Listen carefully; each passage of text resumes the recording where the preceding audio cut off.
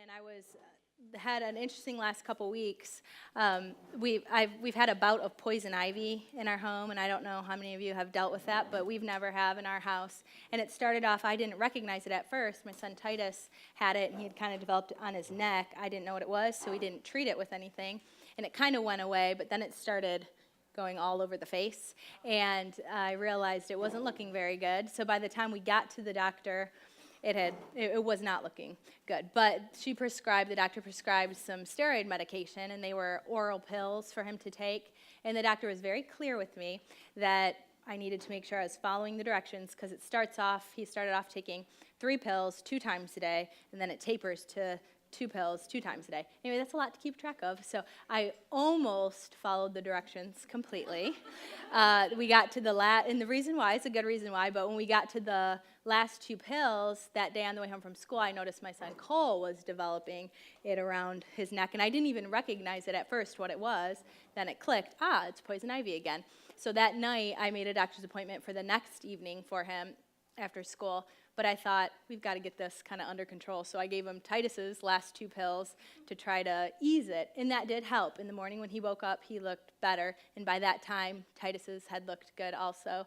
So Cole went to school, and when I picked him up from school at the end of the day, the poor guy, the pills did not do everything that they needed to do. And he still had poison ivy all over his face. And so we went to the doctor that afternoon, and she suggested a steroid shot to kind of get it to him right away, and that helped, and that cleared it up. Well, everything was good until a few days later when Titus started back up with the poison ivy, and in my mind I was thinking, I didn't give him those last 2 pills, that's why it started back up. Took him back to the doctor, and she said it should be fine. We didn't need to do any further treatment, just had some cream to put on. So that was starting to clear up, but it made me think that when we don't deal with the issues completely in our lives, that they have a way of lingering sometimes and coming back up to the surface, just like his poison ivy did. And it also just made me think about this time of year as we're entering into more sicknesses, that there's so much physical pain in our world today. And I think we wouldn't argue about that at all. I mean, right now we're hearing all about the Ebola breakouts that are happening. There's people being physically persecuted for their religion. There's cases of abuse, rape, shootings, drug crimes, human trafficking. There's neglect, there's starvation, there's terrorist attacks, there's so many physical illnesses, any diseases, including cancer. I mean, physical pain is around us in the world, and I think we could all agree to that. And I don't think that any of us would argue that physical pain isn't the only type of pain that's around us in our world. Our world is filled with emotional, mental, and spiritual pain as well. And some of that is due to the physical pain. When we experience physical pain, we usually experience other kinds of pains with it. It takes a toll on us. But other pain is from a variety of other events. You could have pain, emotional, mental, spiritual pain due to neglect, possibly low self-esteem, maybe unkind words that were spoken to you, events that have allowed you to feel degraded, emotional abuse. And our world is just full of pain, and we as Christians aren't protected from it either. Each one of us has wounds that we carry around with us that cause us to have a lack of wholeness. And for tonight's purposes, I'm going to make up a word that's not a word. I'm going to use the word unwholeness, and that's going to mean a lack of wholeness. So we're all each one of us is dealing with unwholeness in our lives. And it's kind of like when I picture it in my mind, it's like there's a piece of our puzzle, and on the inside we're a puzzle, and we have little pieces, and there's pieces that are broken or that are missing from our lives, ways that we are unwhole. And this past summer, we vacation each year. My parents are really gracious to us, and they have a vacation home that they let us use. And so all my siblings and our family uses it at different times, and sometimes we're all together. But when our family got up there, Matt, the kids and I, the last people, I think it was my mom and maybe a few of my brothers, had worked on one of these humongous jigsaw puzzles. Have any of you ever done those? That has a gazillion pieces, and most of the pieces are just shades of color that you have to try to line up and match. Well, somebody had worked very diligently and very hard on this puzzle and had it all completed except for one piece. There was a piece that was missing right in the middle. So we just kind of left it there. Well, sure enough, I think it was the next day, I was doing something in the kitchen. I came into the living room, and I'm not sure, I'm thinking it was our youngest child, our 3-year-old, had broken apart the puzzle and was in clumps, and I thought, oh no. And my family wouldn't care about it, but Matt and I felt obligated to put this puzzle back together. So it was kind of cool the first couple days. We spent a lot of our time putting these little pieces together. And that's not my favorite thing to do in the world, but it was kind of fun. We enjoyed it with each other and worked together. So when we finished it, we completed it, and there were 2 pieces missing at this point. And so what we did is we moved furniture. I mean, we were not going to stop until this puzzle was completed. We picked up furniture, we moved things, we found those 2 pieces, put them in, and then we took the puzzle and we set it up high in a high location where no child would be able to dismantle it again. But I think about that in our own life, that we have these pieces that are missing from us, or something has happened to us, some sort of pain has been inflicted on us, or maybe we've done something that has caused ourselves to be unwhole. We have these broken pieces missing, just like that puzzle did. So what do we do when we find ourselves, because we all will find ourselves at times, what do we do when we find ourselves in the state of unwholeness? And today we're going to look at a passage that deals with a woman who was unwhole and how she responded and what happened to her. So if you have your Bibles, you can turn to Matthew 9, and we're going to be, reading out of verses 18. And if you don't, that's okay. You can just listen along as I read. But let's go ahead and read it, and then we'll talk more, get more in depth about it. It says, while he was saying these things to them, this is Jesus is saying something to them, a ruler came in and knelt before him, saying, my daughter has just died, but come and lay your hand on her, and she will live. And Jesus rose and followed him with his disciples. And behold, a woman who had suffered from a discharge of blood for 12 years came up behind him and touched the fringe of his garment. For she said to herself, if I only touch his garment, I will be made well. Jesus turned, and seeing her, he said, take heart, daughter, your faith has made you well. And instantly the woman was made well. So in that passage, there's 2 different things happen, but we're going to focus on the woman who had the issue of bleeding, and she'd been bleeding for 12 years. She had discharge, and I think it's overwhelming for any of us to think about something like that, a condition like that in our lives. But that's the part that we're going to be dealing with here. And we're going to just, first of all, just discuss the state of this woman. What did her life possibly look like at this point? And I think there's probably 2 different options that she might have been living in this society. One is that she was just completely alienated from society. In this time, that was thought to be just unclean, unwhole, and so she would be forced to live as an outsider. She would have been considered unclean. If no man would marry her in this condition. So if she had had the condition, and she just would not have gotten married. If she had developed this condition while in marriage, her husband probably would have divorced her. So we can think of that situation for her. She would be uncurable by doctor's standards. So we can assume that she took every step possible to already be made whole at this point. She probably sought out as many different options as she could, like all of us probably would do, to try to figure out the solution to this problem and to be made whole in her life. If we just think about it, she would be exhausted and drained from her condition. We know in life that if somebody has lost a lot of blood, that is physically causes you to be drained. It physically causes you to be exhausted.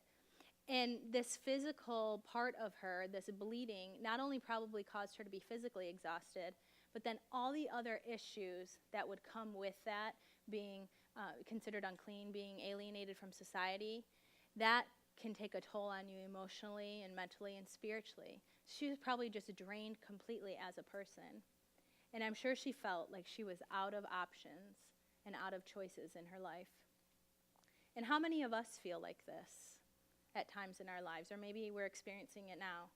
The hurt and pain that we have causes us to pull away. Just like she was alienated, our pain, our brokenness, our unwholeness at times can cause us to separate ourselves from others.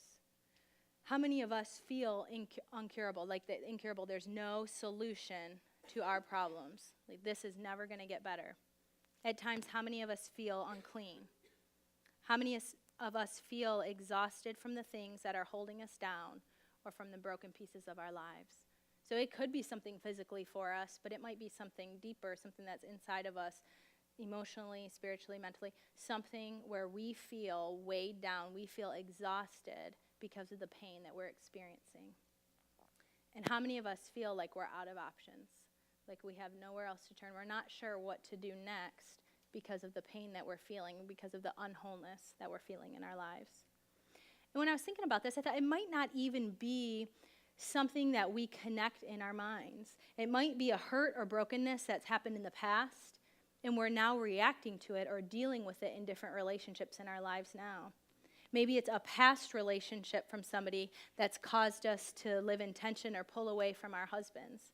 Maybe it's a physical illness that is weighing us down, that is causing us brokenness inside. And because of that, we're feeling frustrated and we're reacting to our family or our friends a certain way because of that. Maybe it's a friend who's hurt us, and so now we don't feel like we can connect with other people because we've been wounded in the past by past relationships. Maybe it's a parent. Maybe it goes back to that, a parent who's let us down. And now we have a hard time trusting anybody, let alone God, who's supposed to be our father figure. The woman in this story that we read, the woman had to be embarrassed and ashamed of the state that she was in. And how many of us is that true too? That our unwholeness causes us to feel embarrassment or causes us to feel shame for what we're living in. This woman, she had a bleeding issue that was a constant reminder of her lack of wholeness.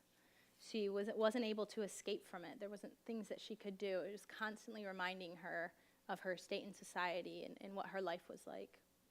The pain and hurt we feel can be that same reminder to us at times. So one option is she was alienated from society. That's probably the most likely option. But another option could be she might have been trying to cover up her illness and have been trying to live in society and basically be living a lie. How many of us follow that path as we deal with unwholeness in our life, where we try to cover up the pain and the brokenness that we're experiencing because we're ashamed and we don't want other people to know about it? We act like everything's okay when it's not. So someone says, hey, how you doing? It's, yeah, great, I'm doing great, everything's going well, I'm doing super. When inside, we're experiencing unwholeness. We're experiencing something that's weighing us down. We're too embarrassed to deal with the pain that we're feeling. Maybe it's the insecurities that we're feeling, the abuse, the unforgiveness that's harbored in our heart, the hurtful words. Maybe it's hurt feelings from something that's happened to us. Maybe it's neglect. We've been neglected and now we have that weight. Maybe we feel like we haven't been treated fairly, that we've been overlooked in life. Maybe we feel like we're underappreciated in the roles that we're serving. Maybe it's simply a physical, and I say simply, but there can be so many facets to it. Maybe it's a physical illness that we're hiding that can cause us to be embarrassed or wounded or unwhole in our lives, thinking that we just don't measure up. Whatever the case, whether this woman was alienated and she had separated herself from society because of her illness, or if she was living a lie in society, whatever the case it is, this woman was in a tough and hurting situation. Even though the specifics may be different, many of us are in the same situation. So even though we may not have a bleeding discharge that's causing us pain, the specifics may be different, but the same heart can be the same, where we feel broken, where we feel unwhole. So we're going to look at what she did. We see that she has this issue, and I already read the passage, but we're going to look specifically and more in depth. So what did she do? When she felt this unwholeness in her life, what did she do? And I think the first point is she recognized her need to be restored. So she was aware. Her physical ailment would be very difficult to ignore. The fact that she was bleeding, I mean, it was obvious to her that she needed to be restored physically. And with that physical, I'm sure, came many other facets, the emotional, the spiritual, the mental. So she knew she needed to be restored. She could see that. She'd been bleeding for 12 years, and it wasn't just the physical healing that she needed. Her physical issue was the root for many other emotional and spiritual issues that she must have been facing. And for us, our unwholeness may be just as easy to identify. So maybe right now you're thinking and you can identify immediately, yeah, I know that there's an area of my heart that's hurting because of whatever it may be. I know that I'm broken in this area. I know I'm unwhole in this area. So for some of you, it may be very easy to identify the issues. But for others of us, it may cause us to do some searching to say, what is the real issues in my life? What are the things that I'm facing? And when I was in middle school, I was over a friend's house, spending the night over my friend's house, and we were playing basketball outside one-on-one. and the ball went out of bounds, which was her line of the driveway, and they had a hedge that lined the driveway. And for some silly reason, I felt it necessary to dive and try and save the ball, which, looking back, I always laugh because I think, why was I saving the ball? She was just going to get it and score if I, saved the ball. But I dove in the bush, tried to save it, and there was bricks in the bush, and I didn't know that. So I cut my knee. I fell on one and cut my knee, did a pretty good gash on my knee, but I didn't realize it at first, and I felt some pain. And she helped me out of the bushes. She said, "Are you okay?" And I felt pain, but I said, "I think I just twisted my ankle." And I looked down, and I had really injured my knee. And so I had to end up going to get stitches, and now I have a nice, humongous scar across my leg. But the illustration is to represent that I felt pain, but I didn't know what the source was of my pain. When I looked down, I thought it was my ankle, when all along it was something much deeper. It was an injury in my knee. And that can be the same in our emotional lives. Sometimes we don't realize the issues that are causing us to react in a certain way are because of something that we're experiencing in our heart, a pain in our heart, or a brokenness in our heart. And this past week, Matt and I had the opportunity to be at a conference in Texas at Gateway, and there was a panel of pastors. Pastor Robert Morris was one of the pastors, and Pastor Jimmy Evans, who was here last week, he was on the panel. And the person who was asking the questions was asked them, and another pastor, Jack Hayford, he said, "What do you do to keep yourself, to make sure that you're always having integrity, to kind of keep yourself in check? What are some of the steps that you take?" And I thought this was a really good answer. Pastor Robert Morris said, what he does is when he reacts or does something that he later looks back on and doesn't like, or he realizes was not the right way to react, he stops and he thinks, why did I just do that? And he spends time in prayer asking God, why did I react that way? Why did I just do that? Why did those words just come out of my mouth? And I thought that was such good insight, something that I need to apply to my life. When I have these situations where I respond in ways that I know God doesn't want me to respond that way, I need to step back and say, why did I do that? When I react to a relationship a certain way or have thoughts in my mind, I need to think, why do I have those? What is the root cause that is causing me to react this way? And I think sometimes that's what we need to do in our own lives when we're considering, what are the areas, God, that you want to heal me from? What are the areas that are broken that need to be restored? And this week has been a perfect week of illustrations for me leading up to this message, because God's opened my eyes to things that I need to change. And even this point that I'm talking about, recognizing why we're saying things, why we're doing things.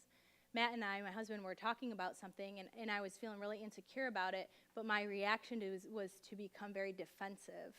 And I realized later, he pointed out, which I didn't agree with at first, and later was like, oh yeah, that probably is true, is that the reason why I was reacting so defensively is because I did feel insecure in that area. And so I was masking it, I was camouflaging it. And the same thing goes for wounds in our hearts or hurts in our hearts. Sometimes we have to recognize, what is it that's causing me to act this way? What are the areas of brokenness in my life? For most of us, I think, like I said, I think we can recognize that. Like, we're probably able to think of it, even sitting right here. But for some, and for certain issues, it takes more searching. And it takes time asking God to reveal areas of our lives where we need restoration. So that first point is, she knew she needed restoration. That was the first step. She knew she needed that restoration. The second point is, she knew the one who could restore her. She was knowledgeable about who it was that was able to bring her to full restoration. Here's what couldn't restore her. Relationships couldn't restore her. Working harder to get rid of this problem couldn't restore her. Losing weight couldn't restore her. Doing more couldn't restore her. Becoming bitter or becoming angry, those things couldn't restore her. Becoming busier in life couldn't restore her. Achieving more couldn't restore her. Pulling away from people was not going to bring restoration. Getting rid of things in her life was not going to restore her. A better marriage wasn't going to restore her. And good deeds were not going to restore her. She knew what would restore her. In verse 21 of this passage, she says, "If I only touch his garment, I will be made well." She knew in her mind what exactly it was that she needed to do.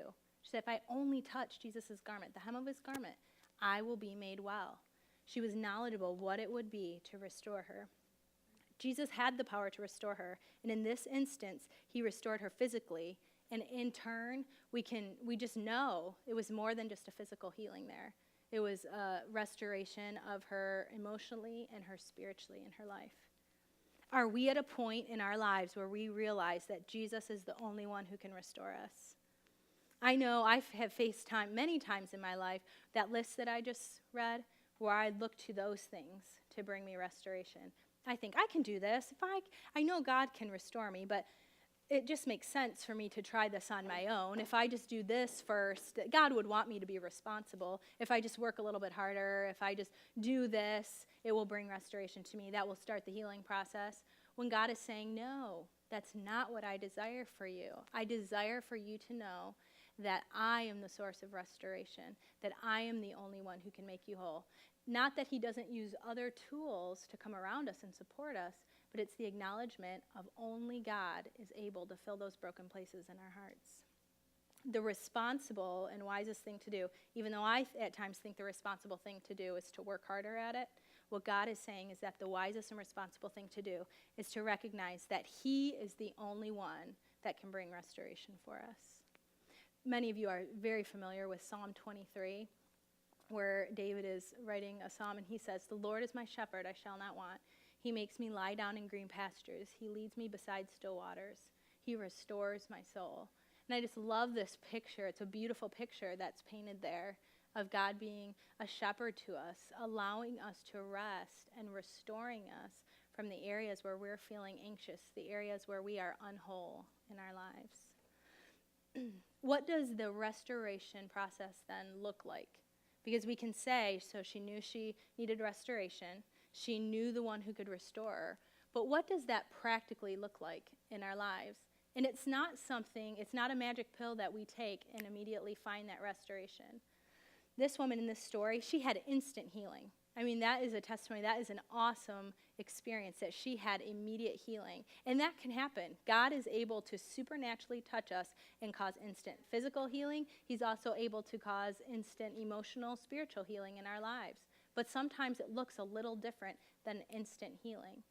What it could look like for us is relying on God to fill us with peace when we feel pain. Relying on God to make us feel secure when we feel lonely in our lives. Getting into the process and the habit of not running to those other things that I listed, not running to other relationships, not running to busying ourselves with more things, not running trying to achieve more. So we're not turning to those things when we're feeling the brokenness and emptiness in our lives, but we're going to the source of the one. And this is a continual process, going to the source of the one who can restore us in our lives, and that's God.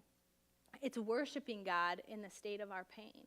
And for many of you know Carrie Crawford, and she's was our director of worship here, and she has taken a break because she's been battling cancer. She's a perfect example of someone who has praised God, has worshiped God in the midst of her brokenness, in the midst of her pain. And that's a perfect example for us. Whatever we're dealing with in life, we're going to God saying, even though I'm feeling this pain, I know you're the one who can make me whole, not these other things, not these other options that the world is offering me. When you've identified the areas where you are hurting and go to God continually through the process, that's what it looks like practically to be restored. And it's not something that just most likely is going to immediately happen, but it's a process that we go through. When Paul asked God to heal him, in the Bible, Paul was suffering from a physical ailment. When he asked God several times to heal him, what God told him is, my grace is sufficient for you. And sometimes we look at that passage and we just think that God's saying, my forgiveness is sufficient for you. So I'm going to forgive your sins. That's enough for you. That's not what God is saying in here.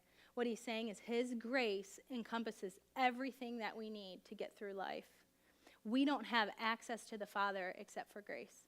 We don't have forgiveness in our lives except for grace. We don't have the joy of the Lord in our lives except for grace. Nothing that we experience is except for grace. It's all through God's grace. He's promised to give us what we need to get through life each step of the way, even when we are experiencing pain. In 2 Corinthians 1:20, it says,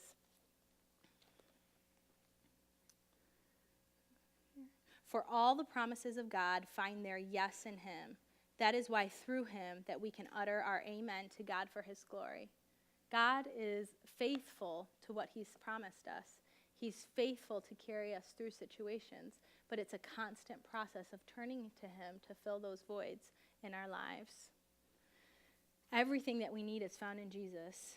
And Jesus may continue to use areas of our lives to draw us back to him, so we may continue to have areas that we find that we need to be restored in. Just like Paul wasn't healed and God said, no, my grace is sufficient for you. God used Paul's illness in the Bible, whatever his issue was, to keep him humble and to allow him to continually to rely on God. And that's what his desire is for us in our lives. So this woman here in our passage, she knew she needed restoration. She knew the one who could restore her. And finally, she was willing to do what was ever necessary to get to the one who could restore her. And if you think about this passage, what it's saying, she risked going out in the crowd. So if she had been alienated because of her uncleanness, she risked going amongst a bunch of people. She risked going out in that crowd. She risked being punished for that. She risked, I'm sure, being ridiculed for that someone would turn around and yell at her for being out there in that group and being amongst Jesus. She risked being rebuked by Jesus even. She didn't know that Jesus wouldn't turn around and rebuke her for being there, but she risked it. She was willing to take that chance to get to the one who could restore her. And are we willing to do whatever it takes to be restored? Her desire to be restored was greater than the shame that she felt in her life. And I've been asking myself that same thing. Am I willing to accept the fact that God is bigger than the shame that I feel in my life, or God is bigger than the areas of unbrokenness that I feel in my life?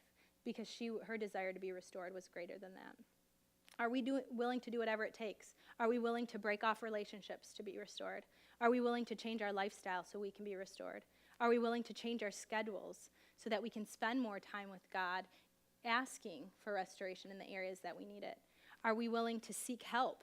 So for some of us, recognizing the process that we need to be restored, recognizing that only God can restore us, but understanding that God gives us tools and wants us to make wise choices, that requires steps at times to seek help, to ask help of others. Are we willing to change our priorities? Are we willing to admit to our sin?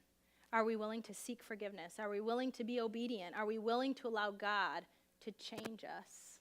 Because it takes being willing to be changed in order for God to restore us.